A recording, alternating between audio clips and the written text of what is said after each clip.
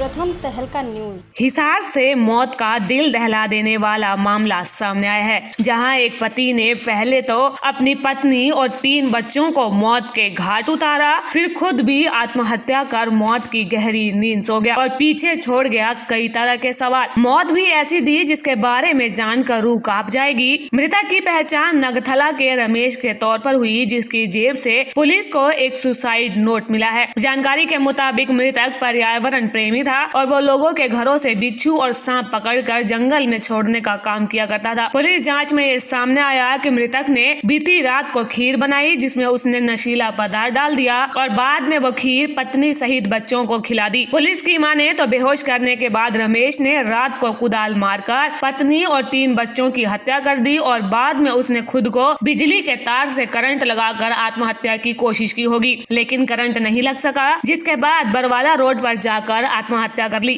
पता लगा है कि शाम को खीर बनाई घर में और बच्चों को खिलाई। उसके बाद में मृतक ने अपना एक नोट भी लिखा है। ये लिखा हुआ है उसने कि मैं अपने बीवी बच्चों को मार के आया हूँ और मेरा ये नाम है और अगरवा पुलिस स्टेशन को सूचित कर दिया जाए। इसके अतिरिक्त और भी एक कॉपी के अंदर उसने 3-4 पेज में लिखा हुआ है कि मोक्ष मुझे चाहिए और मैं विरक्त हो गया हूँ ज़िंदगी से, लेकिन मेरे बीवी बच्चों का क्या होगा, इनकी मुझे चिंता है। तो शायद उसी वजह से उसने एक ब्लंट वेपन जो था, जिसको रुम्बा बोलते हैं अपनी देसी भाषा के अंदर, उसका वो इनके सरों में चोटें मार करके वो चारों की उसने हत्या कर रखी है।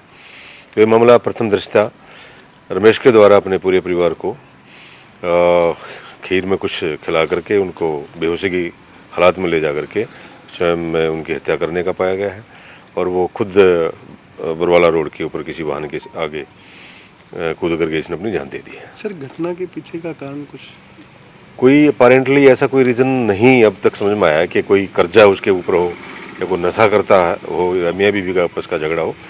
एक आध्यात्मिक किस्म का एक आदमी था, बहुत ही दया भाव वाला, लगा लो सांप वगैरह पकड़ता था, सांपों को भी नहीं मारता था।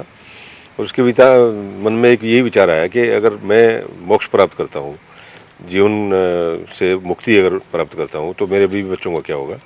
शायद इसी सोच की वजह से जो है उसने इतना बड़ा कांड जो है वो उसको अंजाम दे दिया है।